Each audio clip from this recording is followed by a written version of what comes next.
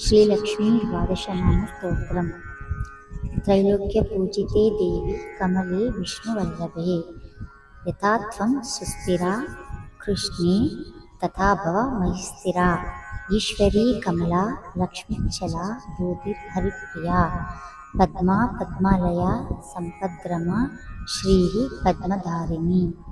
द्वादशैतानि नामानि लक्ष्मीं सम्पूज्य यः पठेत्, स्थिरलक्ष्म्यार्चने तेस्तु पुत्रदारादिभिः सह। त्रैलोक्यपूजिते देवी कमले विष्णुवल्लभे, यथा त्वं सुस्थिरा कृष्णे तथा भव मयि स्थिरा।